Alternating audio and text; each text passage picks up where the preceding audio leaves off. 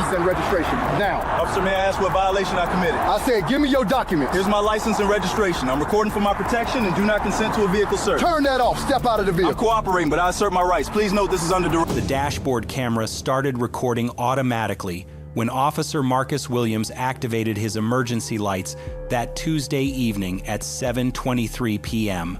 What should have been a routine traffic stop on Highway 95 was about to become the most expensive mistake of his career. The black sedan had been traveling exactly 3 miles per hour over the speed limit when Williams decided to pull it over. Inside that car sat someone whose identity would turn this simple encounter into a federal case that would destroy lives, expose systemic corruption, and prove that even those sworn to uphold justice aren't immune to its consequences. The man behind the wheel was David Richardson, a 2-year-old assistant attorney general who had dedicated his entire adult life to prosecuting the kind of officers who abuse their power. He drove a modest Honda Accord, lived in a quiet suburban neighborhood, and had never received so much as a parking ticket in over 30 years of driving. That evening, he was heading home from his office after working late on a case involving police misconduct. The irony of what was about to unfold would not be lost on anyone who heard this story. Officer Williams had been with the state police for 12 years. His record showed a pattern that internal affairs had somehow overlooked for over a decade. In those 12 years, Williams had made 847 traffic stops. Of those stops, 623 involved minority drivers. The statistics were staggering, but they had never been compiled into a single report until this case forced a complete audit of his activities. Williams earned $68,000 per year as a state trooper, lived in a small apartment, and supplemented his income by working security at local events on weekends. He considered himself a good cop, a fair cop, someone who treated everyone equally under the law. As Richardson pulled his vehicle to the shoulder, he already knew something felt wrong about this stop. His speedometer had shown 58 inches, a 55 zone, hardly grounds for emergency intervention. He turned off his engine, placed his hands on the steering wheel, and waited. This was a man who understood police procedure better than most officers themselves. He had prosecuted hundreds of cases, trained countless attorneys, and written legal briefs that had changed how law enforcement operated across 3 states. He knew his rights, but more importantly, he knew how quickly situations like this could escalate. Williams approached the driver's side window with his hand resting on his service weapon. This detail would later become crucial evidence in the federal investigation. Standard protocol for minor traffic violations does not require weapon readiness, but Williams had already made assumptions about the driver before even seeing his face. When Richardson lowered his window, Williams immediately demanded his license and registration without the courtesy of explaining why he had been stopped. Richardson calmly asked what violation had occurred. This simple question seemed to irritate Williams, who repeated his demand more aggressively. Richardson reached slowly into his glove compartment to retrieve his registration, announcing each movement clearly. From his wallet, he produced his driver's license and handed both documents to the officer. Williams examined the license with unusual scrutiny, holding it up to his flashlight, turning it over multiple times, and comparing the photo to Richardson's face repeatedly. The license was perfectly valid, the registration current, and the vehicle properly insured. There was absolutely nothing suspicious about any of it, yet Williams continued his examination for nearly 4 minutes. During this time, Richardson sat patiently in his vehicle, but he was also making mental notes of everything he observed: the unnecessary weapon positioning, the excessive document examination, the lack of professional courtesy, and the officer's increasingly agitated demeanor. As someone who had spent years prosecuting civil rights violations, he recognized the warning signs of what was developing. Williams returned to his patrol car with the documents, but instead of running a routine check and issuing a warning, he spent 12 minutes on his radio. The dispatch recordings would later reveal that Williams was not conducting any official business during those 12 minutes. He was not running Richardson's license through any database, not calling for backup, and not reporting any suspicious activity. The tapes showed Williams engaged in casual conversation with dispatch about unrelated matters, apparently in no hurry to complete what should have been a 2-minute interaction. This delay tactic would become a key piece of evidence in proving that Williams was deliberately prolonging the stop without justification. When Williams finally returned to Richardson's window, his attitude had shifted noticeably. He asked Richardson to step out of the vehicle. Richardson politely asked why this was necessary for a minor speeding violation. Williams claimed he needed to conduct a safety inspection of the vehicle. This was a lie. State police protocols do not require vehicle inspections during routine traffic stops, and Williams had no authority to demand such an inspection without probable cause. Richardson knew this, but he also knew that challenging the officer could lead to dangerous escalation. Richardson stepped out of his car slowly, keeping his hands visible at all times. Williams immediately ordered him to place his hands on the hood of the vehicle and spread his legs. This was completely inappropriate for a traffic violation, but Richardson complied while verbally noting that he was cooperating under protest. Williams began a pat-down search that was far more invasive than necessary, running his hands along Richardson's entire body, checking his pockets, and even examining the inside of his shoes. Other motorists driving by could see this humiliating display, but none stopped to witness what was happening. The search yielded nothing, of course. Richardson carried only his wallet, keys, and cell phone. No weapons, no contraband, no evidence of any criminal activity whatsoever. A reasonable officer would have ended the encounter at this point, perhaps with a verbal warning about speeding. Instead, Williams demanded to search Richardson's vehicle. Richardson asked to see the search warrant. Williams claimed he didn't need one because he had probable cause. When Richardson asked him to specify what probable cause he believed he had, Williams became visibly angry. This is when Richardson made a decision that would prove to be brilliant. He activated the voice recorder on his phone, which was still in his hand. He announced clearly that he was recording the interaction for his own protection and that he did not consent to any search of his vehicle. Williams heard this and his demeanor changed completely. He grabbed Richardson's wrist and demanded he turn off the recording. Richardson refused, stating that he had every legal right to record a public official performing their duties in a public space. Williams called for backup. Within minutes, 2 additional patrol cars arrived on the scene. Officers Janet Torres and Robert Kim emerged from their vehicles and approached the situation. Williams briefed them quietly, out of Richardson's hearing, but the recording device was still capturing audio. Williams told his colleagues that the driver was being uncooperative and acting suspicious. He claimed Richardson had been nervous during the initial contact and was refusing to comply with lawful orders. Every single word was a fabrication, and every single word was being recorded. Officer Torres approached Richardson and asked him to explain his side of the situation. Richardson calmly stated that he had been stopped for allegedly driving 3 miles per hour over the speed limit, had provided all requested documentation, had submitted to an unnecessary and humiliating search of his person, and was now being asked to consent to a vehicle search without any probable cause.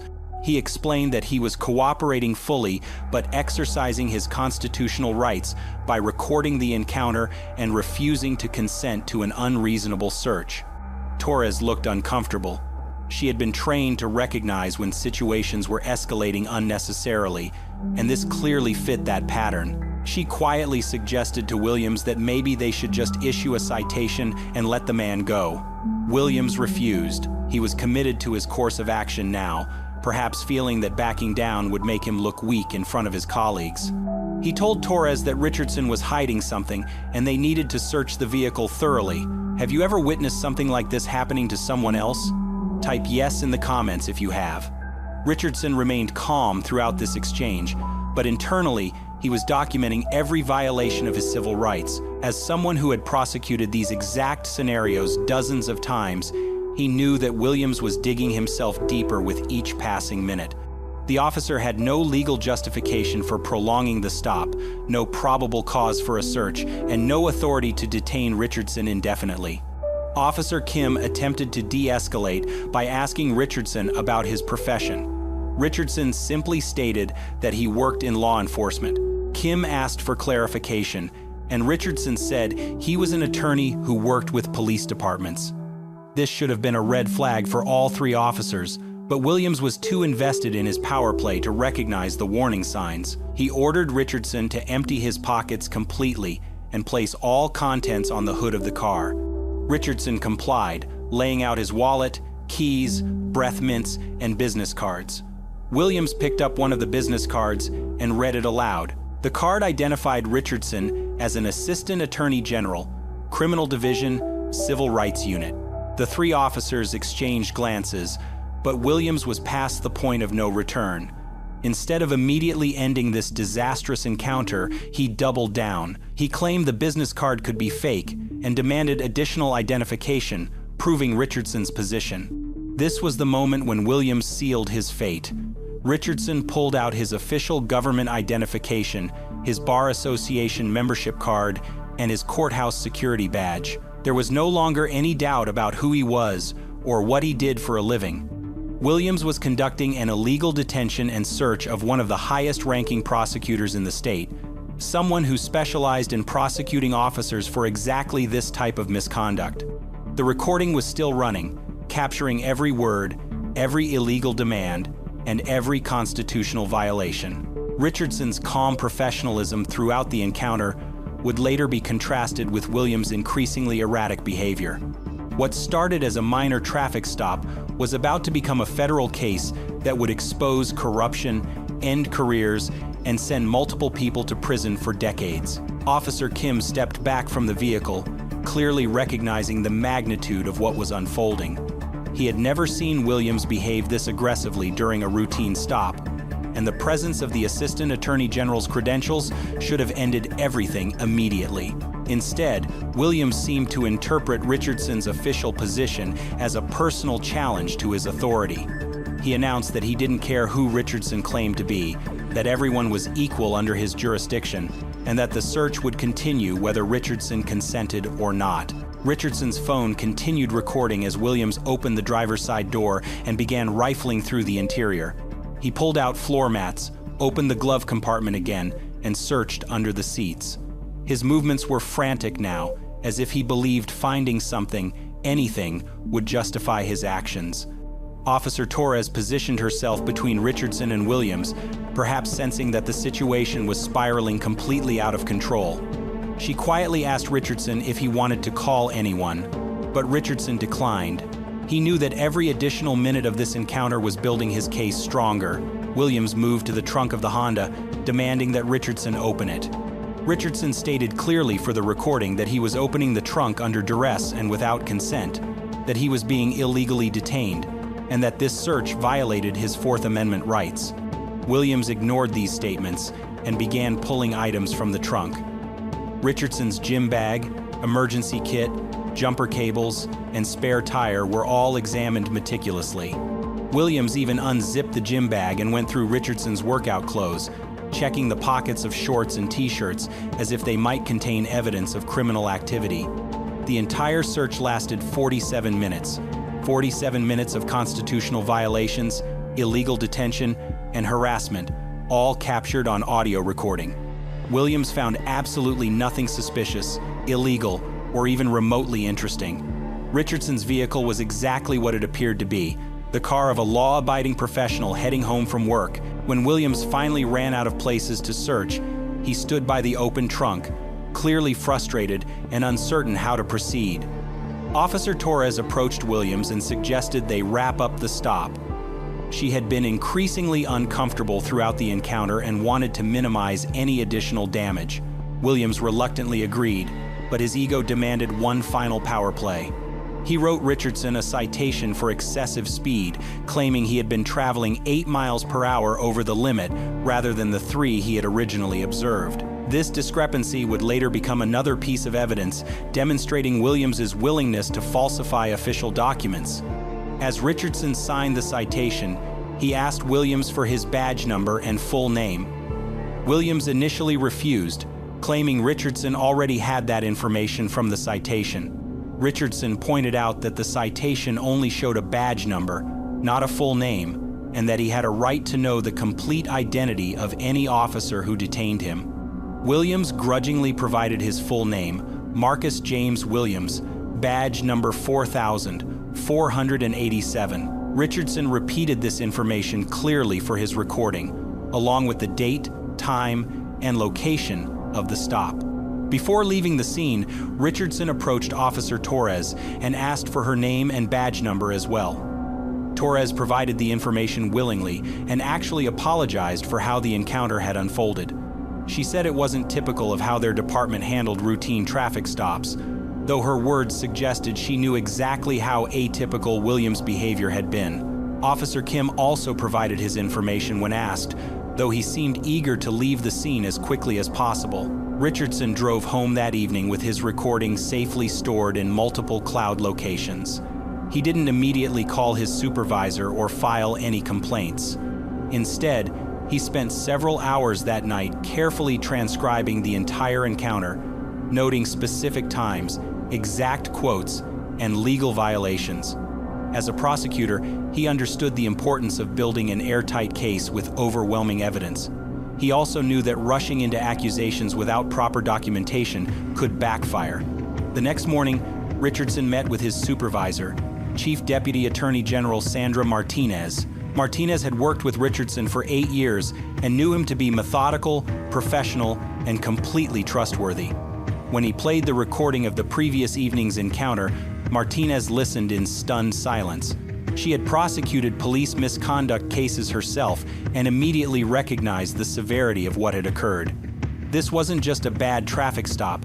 It was a textbook example of racial profiling, illegal detention, and abuse of power. Martinez contacted the Internal Affairs Division of the State Police that same afternoon. She provided them with copies of the recording, Richardson's written statement, and a formal complaint outlining multiple violations of department policy and federal civil rights law. She also sent copies to the FBI's Civil Rights Division and the U.S. Attorney's Office. Martinez knew that cases like this required federal oversight to ensure proper investigation and prosecution. The State Police Internal Affairs investigation began within 72 hours. Detective Lisa Chen was assigned as the lead investigator, and she immediately requested all documentation related to the traffic stop. The dashboard camera footage from Williams' patrol car told a devastating story. It showed Richardson complying with every request, remaining calm and professional throughout the encounter, and clearly being subjected to treatment that no reasonable officer would consider appropriate for a minor speeding violation. Detective Chen also requested Williams' complete service record and discovered the disturbing pattern of traffic stops targeting minority drivers. The numbers were so skewed that they couldn't be explained by random chance or legitimate law enforcement activity.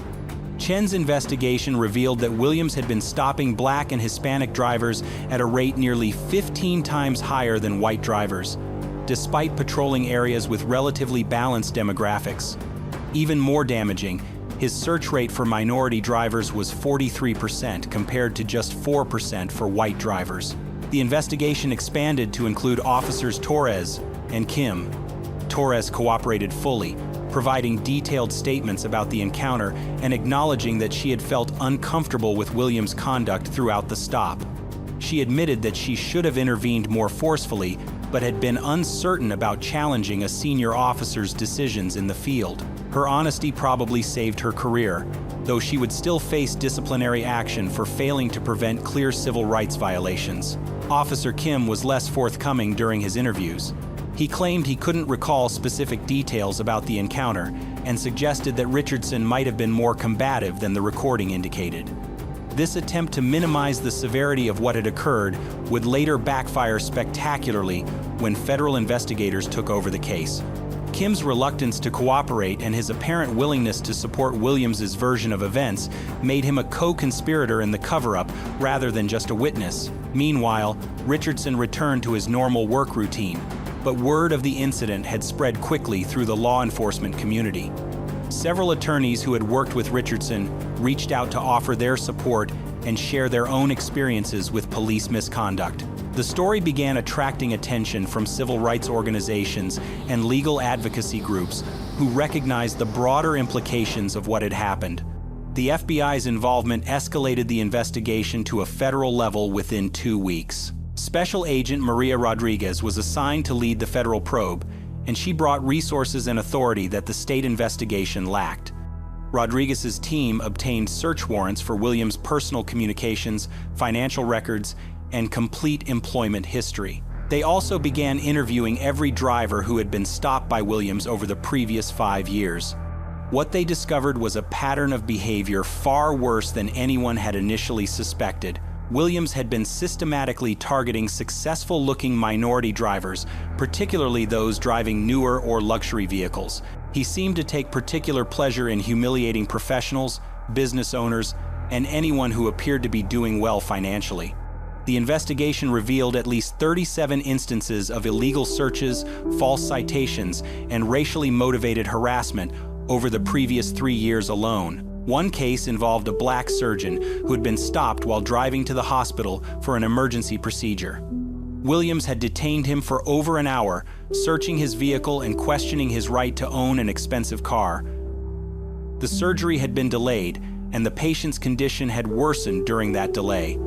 Another case involved a Hispanic business owner who had been stopped 6 times in 8 months, always by Williams, always without legitimate cause, and always subjected to lengthy searches that yielded nothing.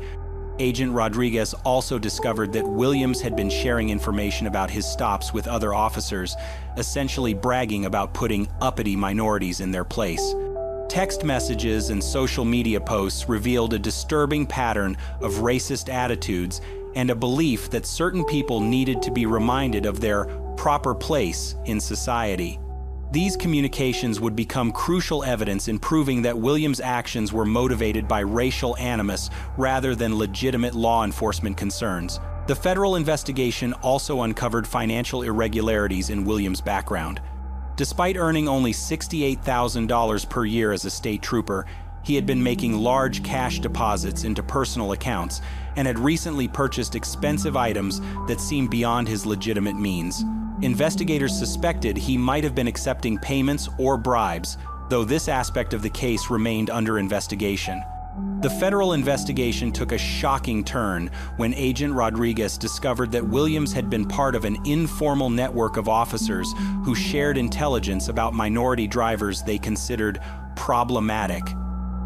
This network, which investigators dubbed the Watch List, included 12 officers across 3 different departments. They had been coordinating their enforcement activities, sharing license plate numbers, and targeting specific individuals for repeated harassment. Richardson's case had inadvertently exposed a conspiracy that went far beyond one rogue officer. The FBI found encrypted messaging groups where these officers exchanged photos of expensive cars driven by minorities, discussed strategies for prolonging traffic stops, and celebrated successful takedowns of what they called attitude problems. The messages revealed a disturbing culture where constitutional violations were not just tolerated, but encouraged and celebrated. Special Agent Rodriguez expanded her investigation to examine every traffic stop conducted by these 12 officers over the previous 4 years. The pattern was undeniable and systematic. Black drivers were stopped at rates that defied statistical probability. Hispanic professionals were targeted with particular frequency. Asian business owners were subjected to vehicle searches at astronomical rates compared to white drivers in identical circumstances. The investigation also revealed that several supervisors had received complaints about these officers, but had consistently dismissed them or conducted superficial investigations that cleared the officers of wrongdoing. Internal affairs reports showed a pattern of protecting certain officers while ignoring obvious red flags. Some supervisors had even participated in the targeting by providing information about minority-owned businesses and professional offices in their patrol areas. Richardson continued his normal prosecutorial duties while the federal investigation unfolded, but he began receiving anonymous threats through various channels. Someone left a dead rat on his car windshield. His office received calls warning him to drop any involvement in police misconduct cases. His home address appeared on several online forums frequented by law enforcement officers, along with veiled suggestions about what might happen to prosecutors who betrayed police officers. These intimidation tactics backfired spectacularly.